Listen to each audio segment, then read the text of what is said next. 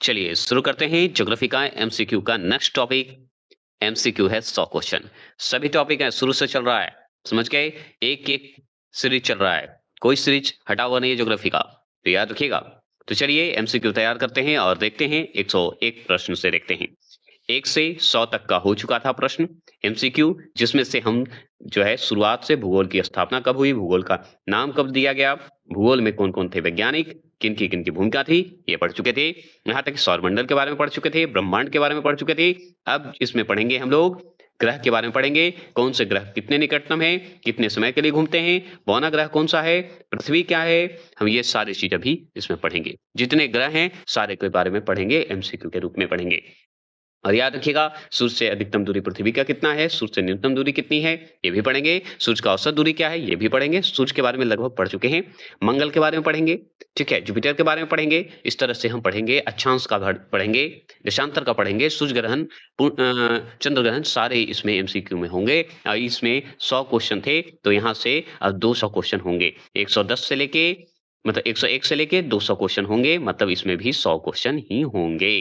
तो चलिए शुरू करते हैं। पहला प्रश्न आपके स्क्रीन पर, पहला प्रश्न आपके स्क्रीन पर है, बताइए। और देखिए कि बुध ग्रह जो है सूर्य की परिक्रमा कितने दिनों में पूरी करता है, मतलब कितने दिनों में पूरा करता है, ये बता दीजिए। तो बुध ग्रह जो है सूर्य की परिक्रमा जो है एक परिक्रमा करता है, 1 ईयर करता है, तो कितने दिनों में पूरा करता है? तो बुध की बात हो रही है, मतलब बुध मतलब मर्क्यूरी की बात हो रही है, तो ये कंप्लीट जब करेगा तो 88 डेज में करेगा। कितने डेज में? 88 डेज में। तो ऑप्शन नंबर बी, ये बहुत इजी सवाल है। अगर मान लीजिए 102 प्रश्न की बात करें, 102 प्रश्न क्या है, ध्यान से देखेंगे और समझेंगे। 102 प्रश्न है कि सौरमंडल का सर्वाधिक गर्म गर्म जो ग्रह है, हॉटेट या हॉस मतलब हॉट जो प्लैनेट है, वो कौन-सा है? अगर पूछे तो हम बताएँगे शुक्र को बोलेंगे, वीनस को बोलेंगे। वीनस जो है हमारा गर्म ग्रह है, चमकीला ग्रह है और भोर का तारा है, और शाम का तारा भी बोल दीजिए, शुक्र ही है, ऐसे बोल सकते हैं। और याद रखिएगा, बुध जो है सूर्य के करीब है, लेकिन शुक्र जो है वायुमंडल में, मतलब शुक्र के वायुमंडल में क्या है, CO2 की अधिकता ज़्यादा है। याद रखिएगा, बुध तो नज़दीक है, लेकिन शुक्र जो है, शुक्र में CO2 का मात्रा अधिकतम होता है, इसके कारण गर्म होता है। ठीक है? चलिए, अगर मान लीजिए, लेकिन बुध उतना गर्म नहीं है जितना शुक्र है। और भी बात करें, 103 प्रश्न है कि किस ग्रह को पृथ्वी का जुड़वा ग्रह, मतलब ट्यून ट्यून मतलब जुड़वा, प्लैनेट ऑफ अर्थ कहा जाता है, बता दीजिए। तो हम बताएंगे, और किसे कहेंगे? शुक्र को कहेंगे। शुक्र को ही जुड़वा कहा जाता है, पृथ्वी का जुड़वा बहन कहा जाता है। पृथ्वी का जुड़वा ग्रह कहिए, पृथ्वी का जुड़वा बहन या सिस्टर कह दीजिए, शुक्र ही होगा। और शुक्र का अगर बात करें तो नोट कर लीजिए कि इसका आकार और द्रव्यमान लगभग पृथ्वी के बराबर होता है, इसलिए जुड़वा कहा जाता है शुक्र को। और शुक्र को हम चमकीला तारा भी कहते हैं, भोर का तारा भी कहते हैं, और सांझ का तारा भी कहते हैं। और अभी कौन सा तारा कहते हैं, बता दीजिए। तो हम बताते हैं गर्म ग्रह भी कहते हैं शुक्र को। चलिए आगे बात कर लें। आगे चलिएगा, 104 प्रश्न आपके स्क्रीन पर है और ध्यान से समझेंगे और बताएंगे। तो 104 प्रश्न क्या है कि शुक्र के वायुमंडल में किस गैस की प्रचुरता जो है 90 से 95% पाई जाती है? तो हम जानते हैं CO2 पाई जाती है, इसके कारण ही तो गर्म होती है, मतलब कार्बन डाइऑक्साइड पाई जाती है, इसके कारण हमारा शुक्र जो है गर्म होता है। क्लियर हो गए? ये बहुत इजी सवाल है। अब बताइए 105वां प्रश्न आपके सामने है। 105वां प्रश्न है कि किस ग्रह को प्यारा और सुंदरता की देवी कहा जाता है? बहुत ही अच्छा सवाल है कि प्यारा और सुंदरता की देवी किसे कहेंगे? उसी को कहेंगे ना जिसके पास गर्म ग्रह है, चमकीला ग्रह है, शुक्र है, मतलब भोर का तारा है, सांझ का तारा कह दीजिए, यहाँ तक कि पृथ्वी का जुड़वा बहन कह दीजिए, है ना? तो किसे कहेंगे? शुक्र को ही कहेंगे ना, वीनस को ही कहेंगे ना। यही तो है, क्योंकि सुंदरता तो होगा ही। हम दिख रहा ही है, चमकीला है तो सुंदरता है। सुंदरता की देवी कही जाती है या प्यारा देवी कहा जाता है। चलिए 106 प्रश्न की बात करते हैं। 106 प्रश्न है कि शुक्र ग्रह पर एक दिन पृथ्वी के कितने दिनों के बराबर होता है? बताएंगे, शुक्र ग्रह पर एक दिन पृथ्वी के कितने दिनों के बराबर होता है, बता दीजिए। तो हम बताएंगे 243 दिन होते हैं, 243 होते हैं, 243 डेज होते हैं। ये बात को ध्यान रख लीजिएगा। इसमें नोट करने वाली बात यह है कि शुक्र की घूर्णन गति न्यूनतम होती है, याद रखिएगा। और न्यूनतम होने के कारण इसका कितने दिन में करता है? 243 दिन में ये घूम लेता है बेचारा। ठीक है, पृथ्वी के कितने दिनों के बराबर होता है? तो 243 दिनों के बराबर होता है। क्लियर हो गए? कौन? शुक्र। आगे बात करते हैं, 107वां प्रश्न की बात करते हैं। 107वां प्रश्न है, आकार की दृष्टि से पृथ्वी का सौरमंडल में कौन-सा स्थान है? बता दीजिए। आकार की दृष्टि से अगर देखें, ठीक है? मतलब इसके आकार में अगर देख रहे हैं और इसके दृष्टि से पृथ्वी के देखा जाए तो कौन-सा स्थान रखता है? तो हम बताएँगे 5वाँ स्थान रखता है हमारा पृथ्वी, 5th स्थान रखता है। क्लियर हो गए? चलिए, और भी बात करते हैं। 108वाँ प्रश्न आपके स्क्रीन पर है। 108वाँ प्रश्न क्या है कि सौरमंडल का सबसे संघनतम या संघनतम मतलब डेंसिटी प्लैनेट या घनत्व बोले, ठीक है? ग्रह कौन-सा है? डेंसिटी प्लैनेट कौन-सा है? घनत्व ग्रह कौन-सा है? तो हम बताएँगे पृथ्वी ही तो है। ठीक है? समझ गए? पृथ्वी ही तो है डेंसिटी। चलिए, 109वाँ प्रश्न। देखिए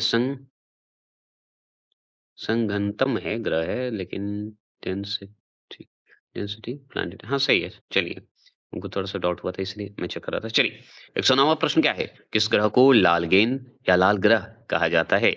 बहुत अच्छा सवाल है ना? लाल गेंद या लाल ग्रह उसी को कहेंगे जो मार्स को जानता है। मार्स मतलब मंगल को। तो मंगल को ही तो हम कहते हैं लाल ग्रह और लाल गेंद की तरह चमकता भी है। अगर 110 प्रश्न की बात करें, 110 प्रश्न क्या है कि किस ग्रह का अक्षीय झुकाव जो होता है या घूर्णन गति जो होते हैं पृथ्वी के समान होते हैं?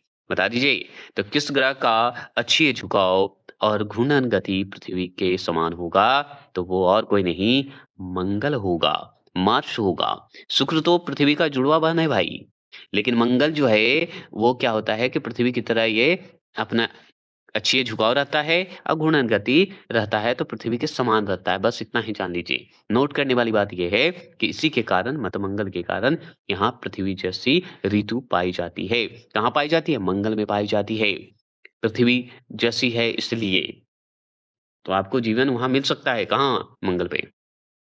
अब नेक्स्ट देखिए, अब आते हैं 111 प्रश्न से 120 क्वेश्चन तक मतलब 10 क्वेश्चन इसमें रहेंगे, सोलर सिस्टम से रहेगा, उसके फैक्ट रहेंगे। चलिए, क्या रहेंगे? चलिए सुनते हैं और 111वां प्रश्न की बात करते हैं। और बताइए खगोलीय विज्ञान में 1 AU का मान जो है लगभग कितना होता है? बता सकते हैं? तो 150 मिलियन किमी होता है। 150 मिलियन किएम केमी होता है, किमी होता है। आगे चलेंगे और इसका देखिए एक नोटिस कर लीजिए कि सटीक रूप से अगर देखा जाए तो 1.4960 गुने 10 पे पावर 11 मीटर होता है या 93 मिलियन मील होता है। ये नोट के रूप में ध्यान रखिएगा। चलिए 112वां प्रश्न क्या है कि बुध ग्रह जो होता है, बुध ग्रह का मतलब मरक्यूरी का व्यास जो होता है, डायमीटर जो होता है कितना है? मतलब कितना होता है या कितना है बताइए? तो बुध के बारे में बात करें, मरक्यूरी की बात करें तो याद रखिएगा उसका होता है 4880 किमी होता है, जो कि ऑप्शन नंबर कहाँ है? बी में है। मतलब 4880 किमी है। अच्छा जी। चलेंगे 113वां प्रश्न की बात करेंगे। 113वां प्रश्न क्या है? सुन लीजिए। 113वां प्रश्न है शुक्र। शुक्र मतलब वीनस का व्यास जो है मतलब डायमीटर कितना होता है? तो जैसे बुध का हम जान गए 4880 जान गए, ये बुध का है। ठीक है? मतलब मरक्यूरी का है। तो वीनस का बताइए। तो वीनस का जो है कितना है? 12104 है। मतलब 12 104 किमी है। तो 12 104 किमी याद रखिएगा यही है शुक्र का व्यास का। याद रखिएगा डायमीटर इसका त्रिज्या पूछे तो इसका आधा कर दीजिए। तो याद रखिएगा पृथ्वी के व्यास के काफ़ी करीब होता है शुक्र, याद रखिएगा। चलिए 114वां प्रश्न आ चुके हैं कि मंगल ग्रह पर जो है ना केवल नदी क्रिया बल्कि और किस आपदा के प्रमाण मिले हैं। मतलब सोचिए मंगल ग्रह पर केवल नदी ही नहीं है, बल्कि आपदा के प्रमाण भी मिले हैं। आपदा के प्रमाण मतलब भयंकर बाढ़ का संभावना का भी अनुमान मिला है। मतलब भयंकर बाढ़ भी होते हैं ऊपर, मतलब जीवन उस पे है। पानी है तो जीवन है, बात यहाँ क्लियर है। चलिए 115वां प्रश्न की बात करें। 115वां प्रश्न क्या है कि सूर्य से बुध ग्रह की औसत दूरी कितनी है? तो सूर्य से अगर बुध की औसत दूरी आपसे पूछ रहे, तो आप जवाब दीजिएगा कि नहीं? एकदम दीजिएगा क्योंकि बेचारा नज़दीक है ना बुध से। तो उसका दूरी है 0.39 एवरेज है, एयू के रूप में बताया जाता है। 0.39 एयू है। ये तो क्लियर हुए कि नहीं? हो गए। आगे चलेंगे, नेक्स्ट सवाल की बात करेंगे और 116वां प्रश्न की बात करेंगे। 116वां प्रश्न है कि सूर्य से वीनस ग्रह की औसत दूरी एवरेज डिस्टेंस कितना है?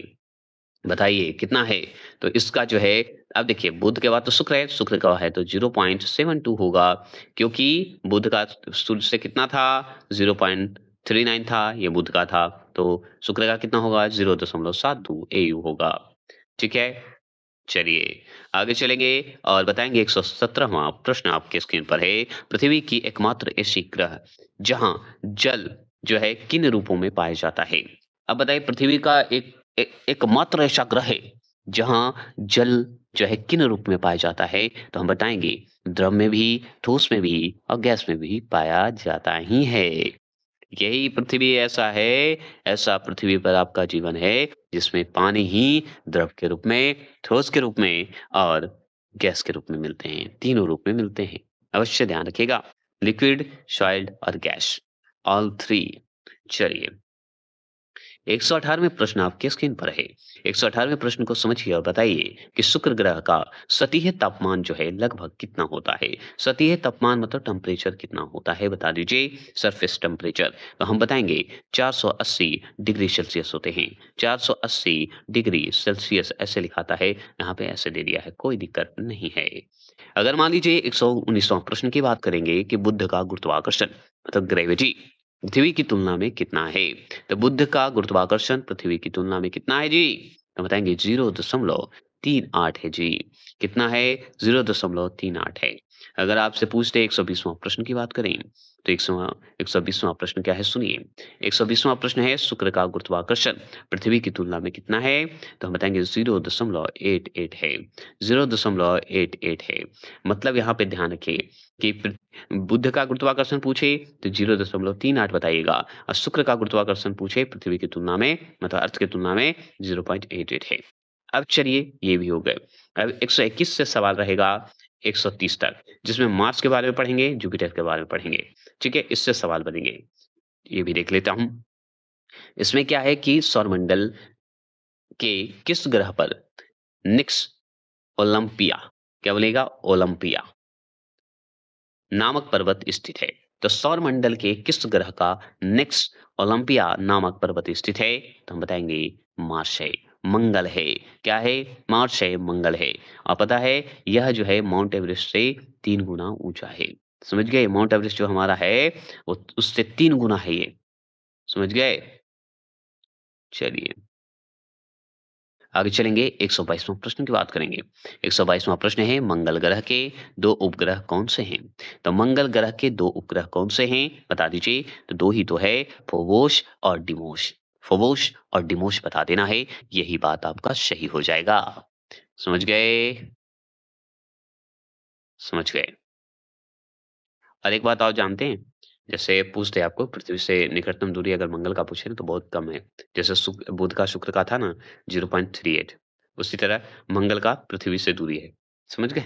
याद रखिएगा सेम यही है। चलिए 123वां प्रश्न की बात करें। 123वां प्रश्न है मंगल ग्रह के वायुमंडल में सर्वाधिक 95% कौन सी गैस पाई जाती है? तो हम बताएँगे कार्बन डाइऑक्साइड पाई जाती है। इसकी कार्बन डाइऑक्साइड इसमें भी पाई जाती है मतलब मंगल ग्रह में भी कार्बन डाइऑक्साइड पाई जाती है, शुक्र में भी पाई जाती है। शुक्र ज़्यादा इसलिए गर्म होता है, मंगल भी लाल है, तो कारण है कार्बन डाइऑक्साइड उसमें भी है ना? ऐसे अनुमान आप लगा सकते हैं। कोई दिक्कत नहीं ना? नहीं, चाहिए। उपग्रह तो 2 थे, समझ गए।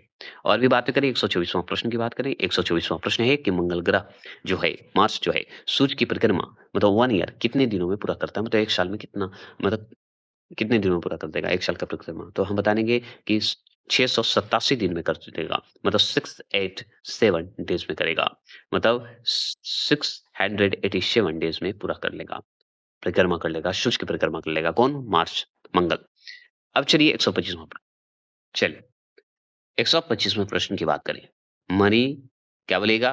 मरीनर 9 मरीनर 9 किस ग्रह से संबंधित अंतरिक्ष अभियान था? बताइए। तो मरीनर किस ग्रह से संबंधित अंतरिक्ष यान है? तो हम बताएंगे मंगल का है, मार्स का है। किसका है? मंगल का है, मार्स का है। अगर मान लीजिए 126वां प्रश्न की बात करें। 126वां प्रश्न क्या है? पृथ्वी ग्रह का आयतन मतलब वॉल्यूम पृथ्वी के आयतन का लगभग कितना गुना है? बता दीजिए। तो पृथ्वी मतलब बृहस्पति पृथ्वी बार-बार मैं क्यों बोल देता हूँ हमको समझ में नहीं आता। बृहस्पति ग्रह जो है जुपिटर जो है का आयतन जो है पृथ्वी के आयतन से, मतलब पृथ्वी के वॉल्यूम से लगभग कितना गुना है? कौन? जुपिटर। तो हम बताएँगे 1300 गुना है। बाप रे बाप! 1300 टाइम्स है, 1300 गुना है। चलिए, 127वाँ प्रश्न आपकी स्क्रीन पर है। ठीक है? 127वाँ प्रश्न क्या है कि सभी ग्रहों में किस ग्रह की घूर्णन गति जो होता है, रोटेशन जो स्पीड होते हैं, सर्वाधिक तीव्र हैं?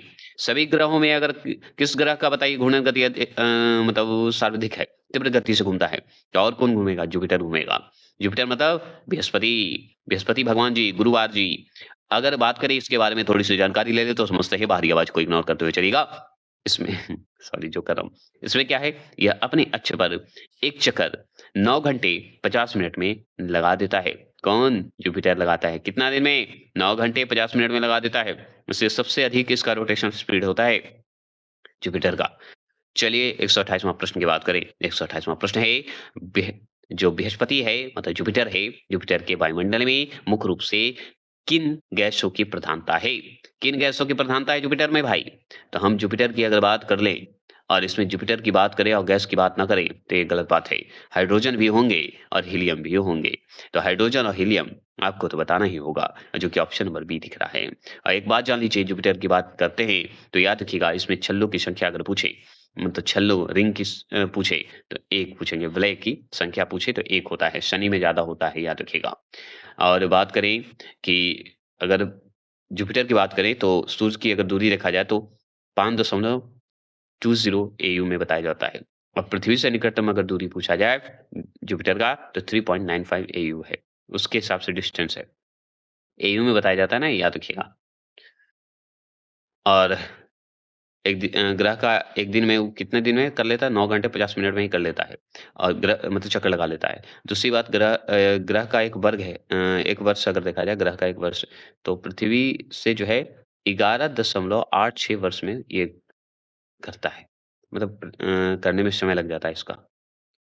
अगर ग्रह के रूप में अगर आप जुपिटर को देखें। इसका व्यास तो बहुत लंबा है।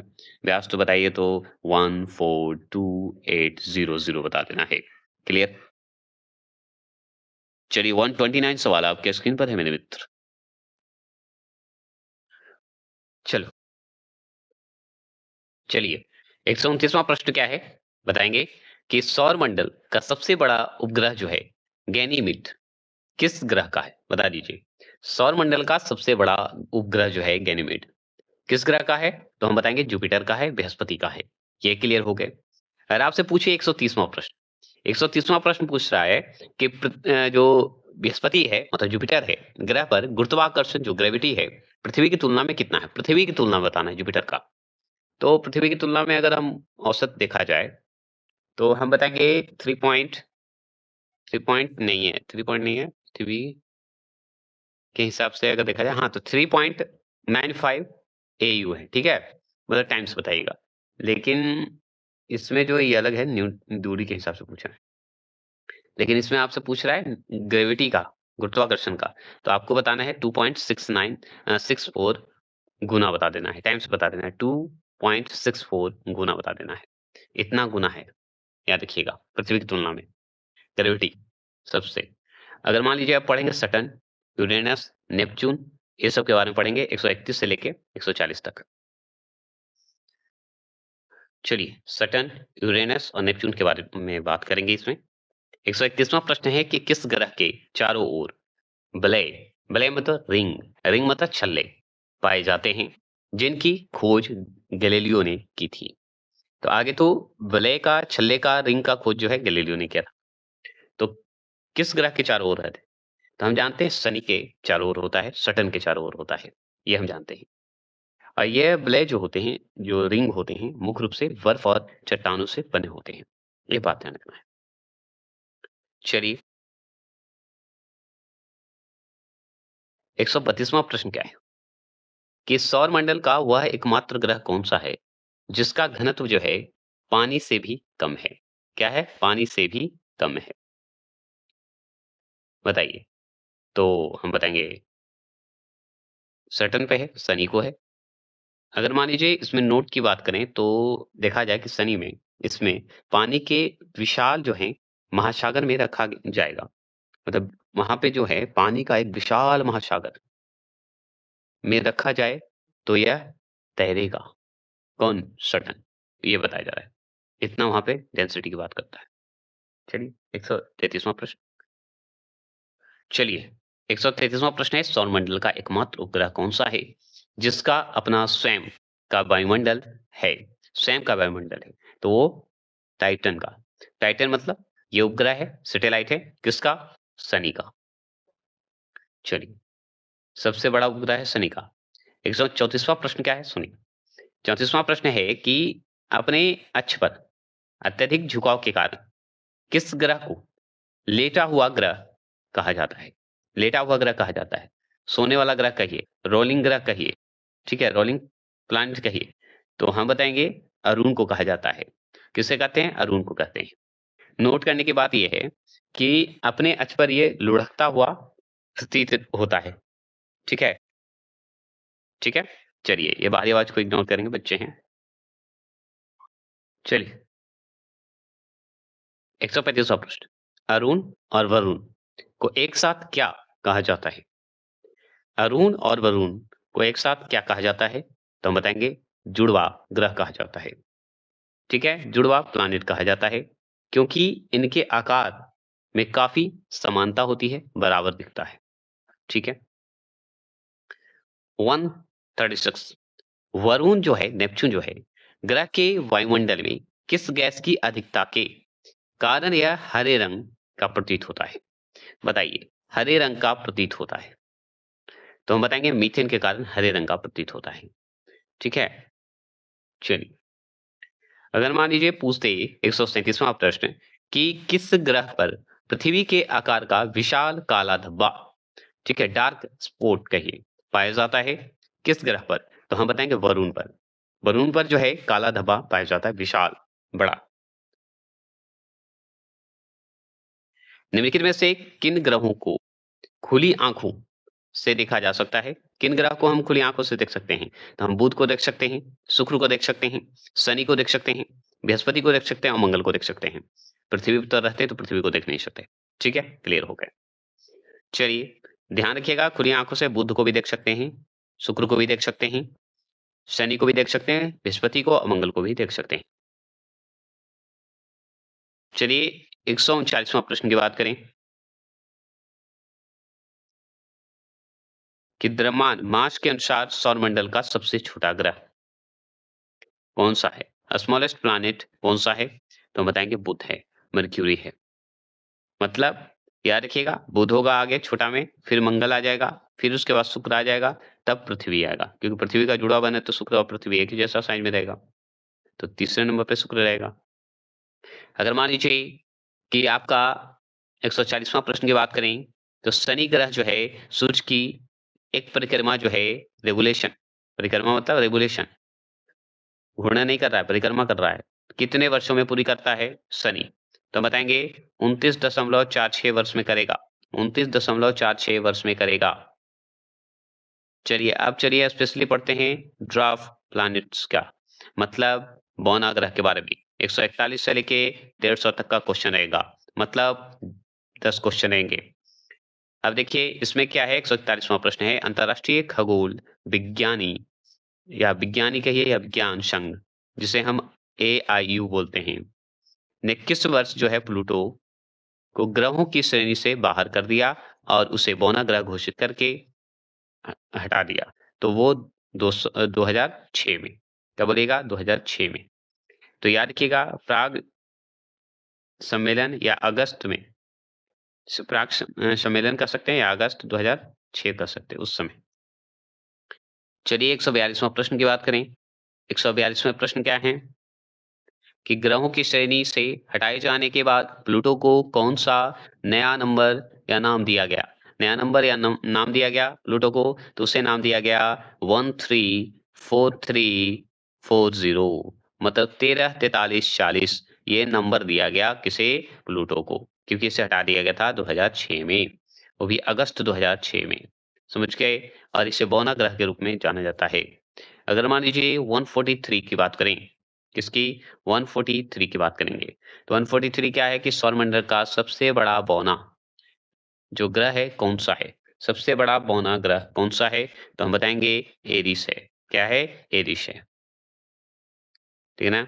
चलिए 144वां प्रश्न की बात करें कि प्लूटो की खोज जो है 1930 में किसने की थी? प्लूटो की खोज 1930 में किसने की? तो हम बताएंगे क्लाड टॉम्बो ने की थी। क्लाड टॉम्बो ने की थी। चलिए 145वां प्रश्न, प्लूटो को कुल कितने उपग्रह मतलब सैटेलाइट हैं? बताइए कुल सैटेलाइट बताएंगे तो उसे 5 सैटेलाइट है उसके पास। चारोन, स्टेक्स, निक्स, ठीक है, और एक है कैर कैरवेरस और एक है हाइड्रा।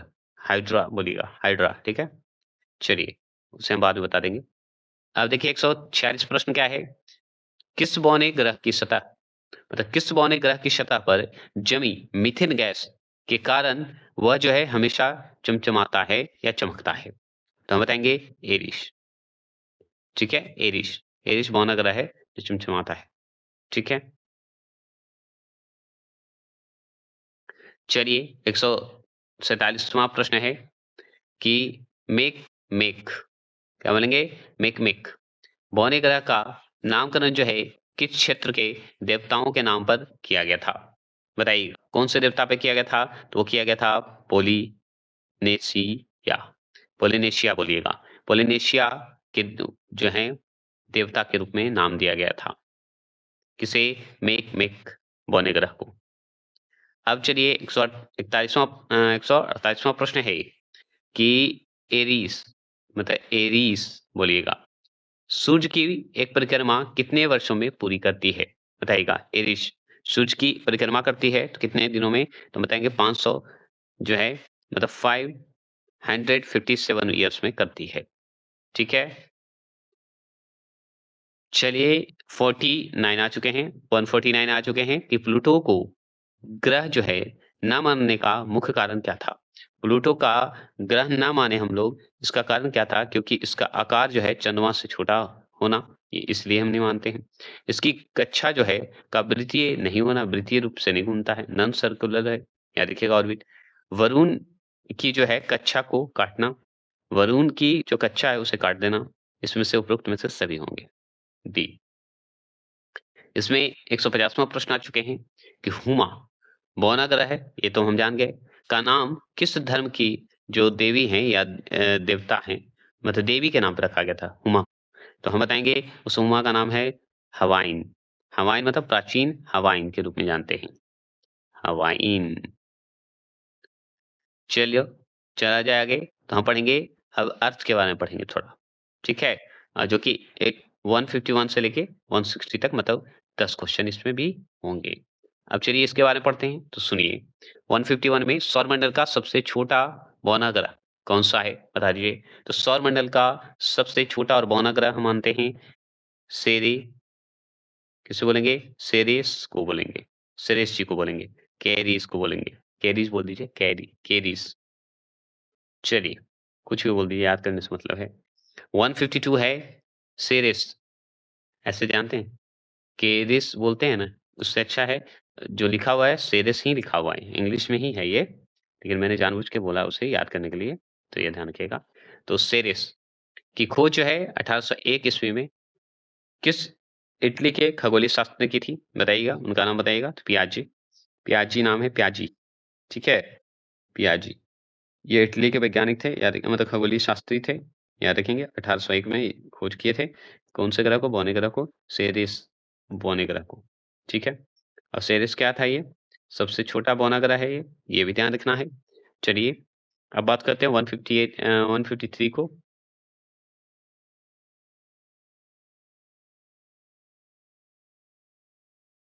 चलिए 153 को करते हैं कि रेडियो एक्टिव डेटिंग के आधार पर पृथ्वी की आयु, ठीक है, एज ऑफ अर्थ लगभग कितनी आंकी गई है? पृथ्वी का आयु कितना आंका गया है? तो 4.6 अरब वर्ष मापा गया है।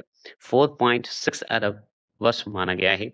अगर मान लीजिए 154 की बात करें, 154 क्या है? पृथ्वी की विशिष्ट आकृति मतलब शेप को क्या कहा जाता है? तो शेप को क्या कहा जाता है ये बता दीजिए। तो इसे हम जियोड कहते हैं या आप लच लघवक्ष गोलाव कहते हैं। क्या कहते हैं? गोलाव कहते हैं। याद रखिएगा। चलिए 155 सवाल आ चुके हैं। 150 सवाल है कि पृथ्वी का विषुवतीय रेखीय व्यास, विषुवतीय जो रेखीय व्यास होता है, इक्वेटर वाला, ठीक है, डायमीटर की बात हो रहा है, उसका व्यास पूछा कितना है? तो उसका कितना है? तो 12,756 है। ऑप्शन नंबर बी में है 12,756, 12,756। चलिए 156 को सवाल है कि पृथ्वी का ध्रुवीय व्यास अगर पूछे, पोलर डायमीटर पूछे, तो कितना है इसका? तो इसका हो जाएगा 12,714। तो 12,714, अगर 12,756 किसका था बता दीजिए, अभी जस्ट पढ़े आप, देख लीजिए। किसका पढ़े? विषुवतीय रेखा का। विषुवतीय का पूछे तो 12,775 बता देंगे, लेकिन ध्रुवीय व्यास पूछे तो आप बताइएगा ऑप्शन नंबर बी 12,714। रिपीट कर दिया मैंने। चलिए आगे चलते हैं। आप बताइए कि 157 में पृथ्वी का औसत घनत्व जो है कितना है? ठीक है, एवरेज डेंसिटी कितना है बता दीजिए, पृथ्वी का औसत घनत्व। तो हम बताएंगे 5.5 जीसीसी है। ठीक है, 5.5 जीसीसी है। ये ध्यान रखिएगा, ये पृथ्वी का है। ठीक है, तो 5.5। चलिए अब बात करते हैं 158। पृथ्वी अपनी धुरी पर किस गति, मतलब रोटेशन स्पीड से घूमती है? बताइए, रोटेशन स्पीड से घूमती है, बता दीजिए। तो हम बताएंगे 1610 किमी घंटे से घूमती है। 1610 किमी घंटे से घूमती है।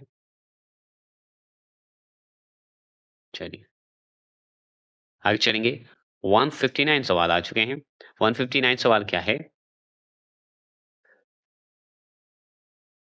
159 है कि पृथ्वी पर जो स्थित सर्वाधिक गहरा गर्त मरियाना ट्रेंच की गहराई कितनी है? पृथ्वी पर जो स्थित सर्वाधिक गहरा जो गर्त है, जो डिप्थ पॉइंट कहते हैं, मोरियाना, जिसे मरियाना ट्रेंच बोलते हैं, बताइए उसकी गहराई कितनी है? तो बताएंगे 1000, मतलब 1100, चाहे 1133। कैसे याद करेंगे? 11,033 मीटर होता है। Option number B. आप ऐसे भी बोल सकते हैं 11033 होता है, मीटर होता है किसका? मरियाना ट्रेंच की गहराई होती है। अगर मान लीजिए 160वां प्रश्न पूछे कि पृथ्वी पर सर्वाधिक नीचा स्थल खंड कौन सा है? बताइए, सर्वाधिक नीचा स्थल खंड कौन सा है? तो वह है मृत सागर, डेड सी। क्या है? डेड सी। चलिए, और याद रखिएगा ये समुद्र तल से 397 मीटर नीचे है। सोचिए और भी नीचे है। चलिए अर्थ के बारे में पढ़ेंगे, मोशन के बारे में पढ़ेंगे और सोलर सिस्टम के बारे में पढ़ेंगे, जो कि टेबल के रूप में पढ़ेंगे, जिसको एमसीक्यू है 161 से लेके 170 तक होगा, मतलब इसमें भी 10 क्वेश्चन होंगे इस सभी को मिलाकर। तो देखिए इसमें क्या है कि सौर परिवार की सारणी के अनुसार अगर देखा जाए तो किस ग्रह सर्वाधिक उपग्रह हैं? किस ग्रह के सर्वाधिक उपग्रह हैं? तो सैटर्न के अभी 82 जो है आपका ज्यादा है। कहाँ है सैटर्न? सैटर्न मतलब शनि, समझ गए? इनका ज्यादा है, 82 है। उसके बाद है बृहस्पति का। ठीक है, याद रखिएगा जुपिटर का। ऐसे और भी चेंज हुआ है, बहुत सारा मिला है। ये तो ऐसे एनसीईआरटी का अनुमान से भी पृथ्वी अपने अक्ष पर किस दिशा में घूमती है? पृथ्वी अपने अक्ष पर जो है, मतलब जो रोटेट करती है, मतलब अपने अक्ष पर, एक्सिस पर किस डायरेक्शन में करती है? तो पश्चिम से पूरब करती है। पृथ्वी पश्चिम से पूरब करती है, इसलिए पूरब में सूर्य उगता है। वेस्ट टू ईस्ट करती है। चलिए 163 सवाल क्या है कि पृथ्वी को अपने अक्ष पर एक चक्कर पूरा करने में या घूर्णन करने में कितना समय लगता है? तो पृथ्वी को अपने अक्ष पर, अपने एक्सिस पर, ठीक है, एक चक्कर पूरा करने में कितना लगता है? तो 23 घंटे।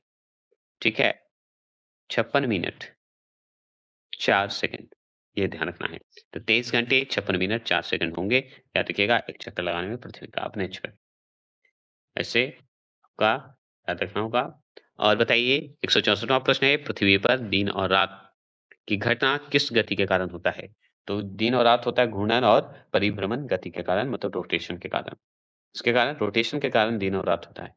इसे घूर्णन कहिए या परिभ्रमण गति कहिए।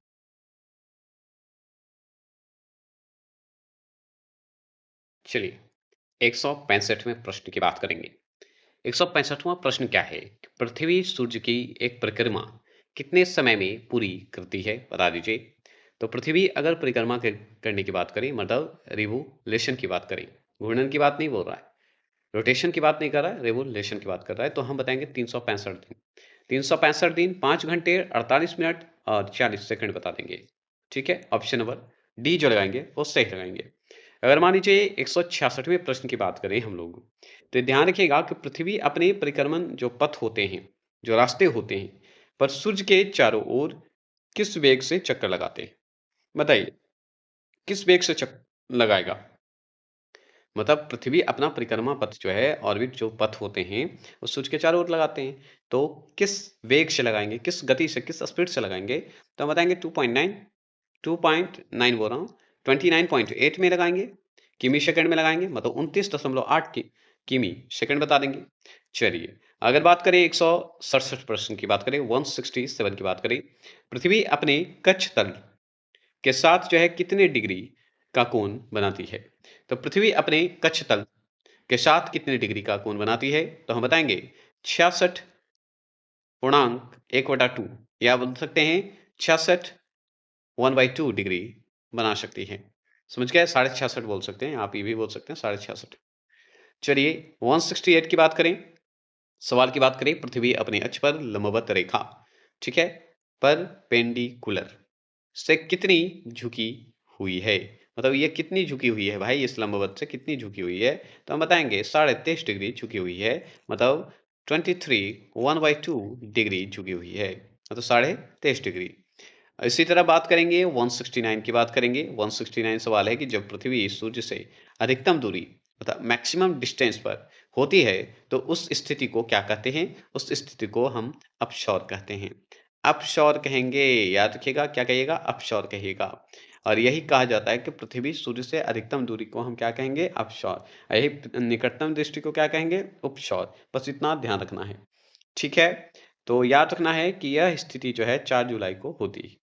ठीक है, कब होती है? 4 जुलाई को अधिकतम दूरी होती है।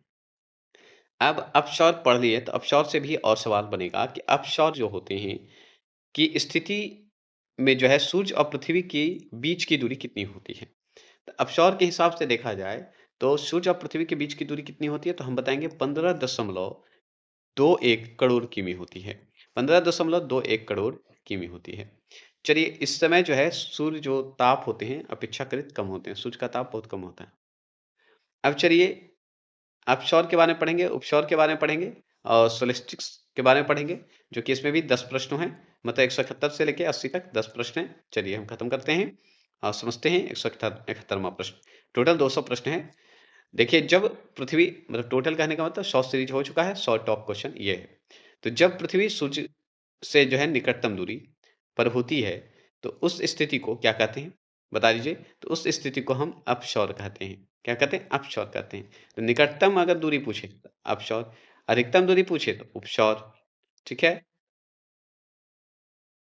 देखिए, पेरी हेलिना बोलिए, और एप हेलिना भी बोल सकते हैं। अप हेलिना अपशौर को, और पेरी हेलिना उपशौर को। चलिए, उपसर्ग की बात करते हैं, तो उपसर्ग का सवाल देखिए, नोट करते हैं उपसर्ग के बारे में कि उपसर्ग जो होता है, पेरी हेलिना जिसे बोलते हैं, हेलन बोलिए, कि घटना जो है किस तिथि को होती है, बता दीजिए। तो ये देखिए 4 जुलाई को तो होता है अपसौर वाला, ठीक है। तो हम बताएंगे 3 जनवरी को होता है उपसौर वाला। तो 3 जनवरी को उपसौर और 4 जुलाई को अपसौर, ठीक है, याद रखिएगा। अगर बात करें 173वां प्रश्न की बात करें, उपसौर मतलब सूर्य के निकट, ठीक है, और अपसौर मतलब सूर्य से दूरी, पृथ्वी का, ये बताना है। तो देखिए, उपसौर की बात करें तो उस समय सूर्य और पृथ्वी के बीच की जो दूरी होती है न्यूनतम, वो बताइए कितनी होती है? तो हम बताएंगे 14.70 करोड़ किमी होती है। ऑप्शन नंबर बी होता है। चलिए, 174 प्रश्न क्या है सुनिए। 174 प्रश्न है, अर्धरात्रि के जो हैं सूर्य का प्रदेश किसे कहा जाता है? ठीक है। अगर मान लीजिए सूरज का प्रदेश जो है किसे कहा जाता है? अर्धरात्रि के सूर्य का प्रदेश किसे कहा जाता है? उसे नॉर्वे को कहते हैं। नॉर्वे को कहा जाता है, उत्तरी ध्रुव के पास है नॉर्वे, याद रखना है उत्तरी पोल। चलिए और भी बात करें, 175 सवाल आ चुके हैं कि उत्तरी ध्रुव पर दिन की अवधि जो है कितनी होती है? दिन की अवधि ड्यूरेशन ऑफ डे कितनी होती है? तो 6 महीने की होती है। कितनी होती है? 6 महीने की होती है। 21 मार्च से लेके 23 सितंबर तक होता है। क्लियर हो गया? चलिए 176 आ रहे हैं। 176 प्रश्न की बात करेंगे। 176 प्रश्न क्या है कि सूर्य ग्रहण की स्थिति कब बनती है? सूर्य ग्रहण की स्थिति कब बनती है भाई? बता सकते हैं? तो हम बताएंगे, अवश्य बताएंगे कि सूर्य और चंद्रमा के बीच पृथ्वी आती है? नहीं, ये तो चंद्र ग्रहण लग जाता है। सूर्य और पृथ्वी के बीच में चंद्रमा अगर आ जाए तब सूर्य ग्रहण लगता है। समझ गए?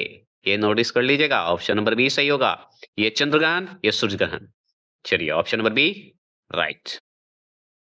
177 क्वेश्चन नंबर के बात करते हैं, सूर्य ग्रहण की बात करते हैं। सूर्य ग्रहण सामान्यतः किस दिन होता है? यहाँ पे बताइए।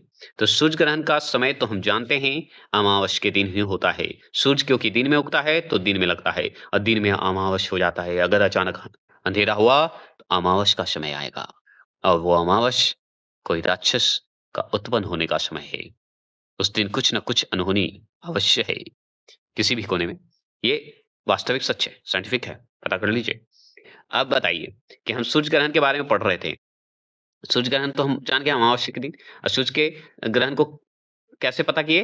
तो सूर्य और पृथ्वी, मतलब सूर्य जो है पृथ्वी और चंद्रमा के बीच आता है? नहीं, सूर्य और पृथ्वी के बीच में चंद्रमा आता है, तब लगता है सूर्य ग्रहण।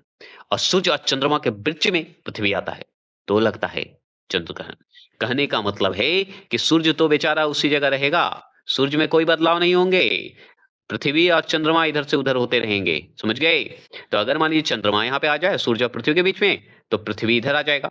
अगर पृथ्वी यहाँ पे है, चंद्रमा इधर है, तो इधर आ जाएगा। तो हम ऐसे ही ध्यान रखेंगे, सूर्य और चंद्रमा अगर है और इस बीच में अगर पृथ्वी आ गया, तो समझिए कि ये क्या लग गया? चंद्र ग्रहण लग गया। और अगर यही सूर्य और पृथ्वी है और इधर चंद्रमा चला जाए, तो समझ जाइए, मतलब बीच में चंद्रमा आ जाए, तो समझ जाइए सूर्य ग्रहण लग गया। यही हुआ ना? चलिए, समझ में आया? नहीं समझे? समझे हो तो प्लीज कमेंट करेंगे। अब चलिए 177 हो गया। अब चलते हैं 178। चंद्र ग्रहण की बात करते हैं, कब होता है? चंद्र ग्रहण कब होता है पता है? बस पता है हमें, सूर्य और चंद्रमा के बीच पृथ्वी आ जाए तो क्या ये क्या होता है? बताइएगा। अगर सूर्य और पृथ्वी के बीच चंद्रमा आ जाए तो क्या होगा? बता दीजिए, कमेंट करते हैं। अभी जस्ट पढ़े आप, कमेंट कीजिए, प्लीज कमेंट करेंगे, बताइए। तो हम जानते हैं बहुत अच्छे से कि सूर्य और पृथ्वी के बीच में अगर चंद्रमा आता है तो समझ जाइए ये सूर्य ग्रहण है। और चंद्र ग्रहण कब है? कि सूर्य और चंद्रमा के बीच में जब पृथ्वी आ जाए, पृथ्वी, तब हो जाएगा चंद्र ग्रहण। और चंद्र ग्रहण पूर्णिमा के दिन होता है ना? क्लियर हो गए? तो ऑप्शन नंबर इसमें क्या होगा? ऑप्शन नंबर ए इसका सही होगा, चंद्र ग्रहण का। सूर्य एक ही जगह रहेगा, बेचारा सूर्य हिलता नहीं है। चलिए 179 सवाल की बात करें कि चंद्र ग्रहण सदैव किस दिन घटित होता है? तो चंद्र ग्रहण जो है पूर्णिमा के दिन घटित होता है। फुल मून जिसे बोलते हैं हम लोग, न्यू मून, अमावस।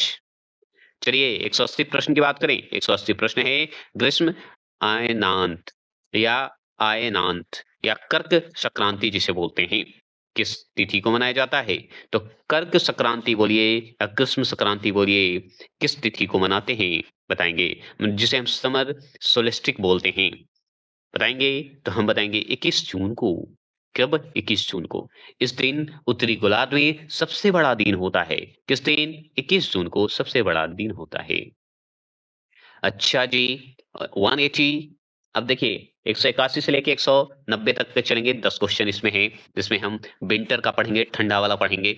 हो गया, मतलब कर्क वाला तो हो चुका है। अब हम पढ़ेंगे मकर संक्रांति के बारे में और लैटिट्यूड के बारे में पढ़ेंगे। तो 181 प्रश्न का सवाल, जिसे शीत अयनांत बोलते हैं या मकर संक्रांति बोलते हैं या शीत संक्रांति भी बोलते हैं, किस तिथि को मनाया जाता है? तो हम बताएंगे 22 दिसंबर को मनाते हैं। 22 दिसंबर को मकर संक्रांति मनाते हैं जी। समझ गए? मतलब शीत अयनांत मनाते हैं, अयनांत। और इसे हम विंटर सोल्स्टिक बोलते हैं, सोलिस्टिक भी बोलते हैं। समर सोलिस्टिक 21 जून, याद रखिएगा। और विंटर सोलिस्टिक्स मतलब सोलिस्टिक्स बोलते हैं 22 दिसंबर, मतलब मकर संक्रांति। कर्क संक्रांति 21 जून, मकर संक्रांति 22 दिसंबर, ऐसे याद रखिएगा।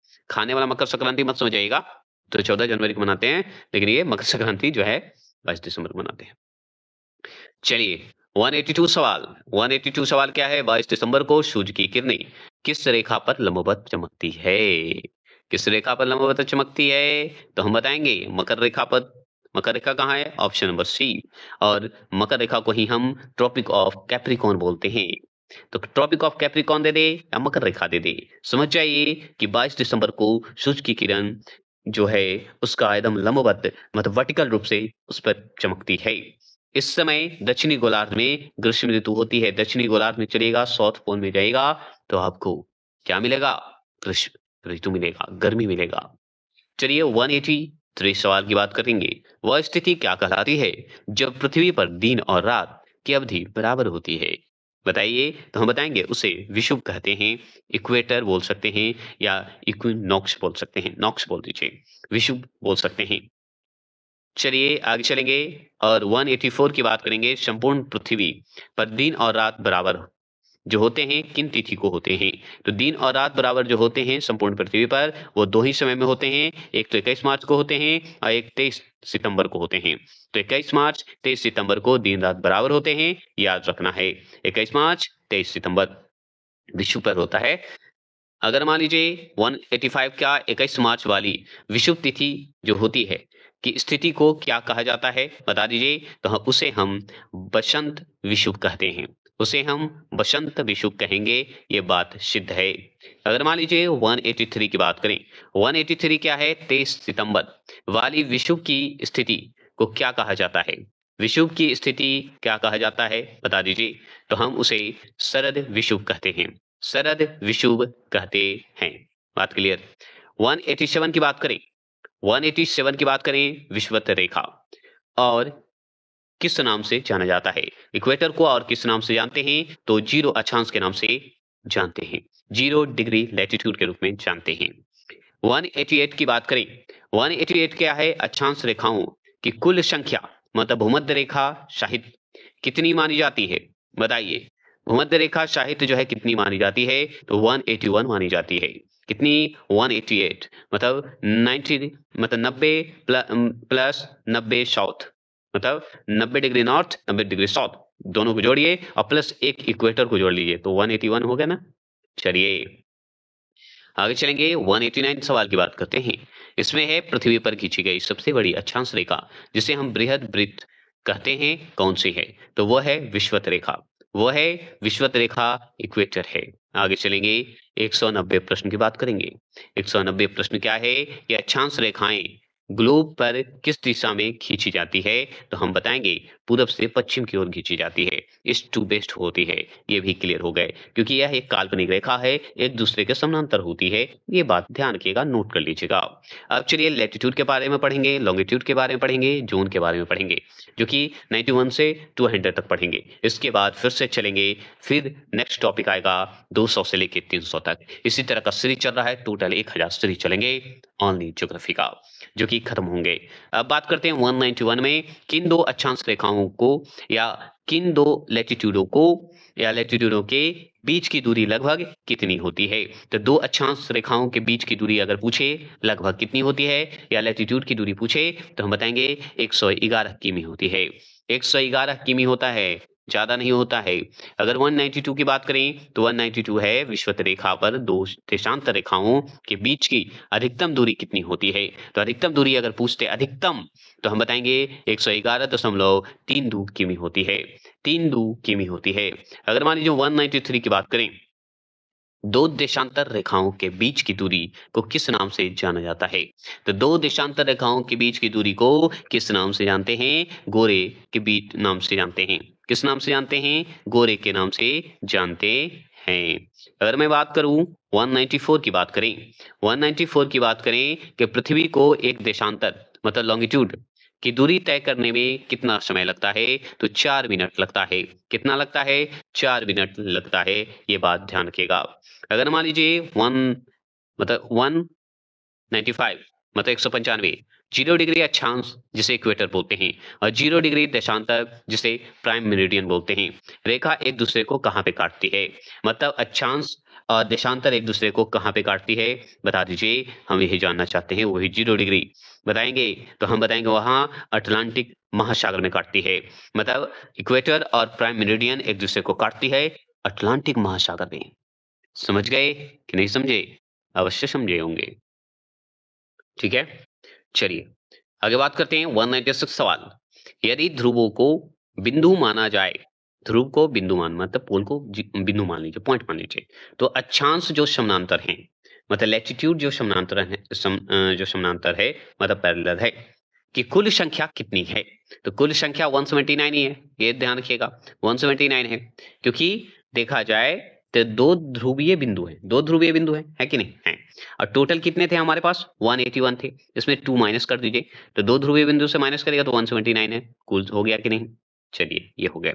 अगर मान लीजिए 197 की बात करें, 197 क्या है? कर्क रेखा, ट्रॉपिक ऑफ कैंसर जिसे बोलते हैं, और मकर रेखा ट्रॉपिक ऑफ कैप्रिकॉर्न बोलते हैं, कि बीच का क्षेत्र को क्या कहते हैं? मतलब कर्क रेखा और मकर रेखा जो है, इन दोनों के बीच की रेखा को हम क्या कहते हैं? मतलब क्षेत्र को क्या कहते हैं? तो उष्णकटिबंधीय क्षेत्र कहा जाता है।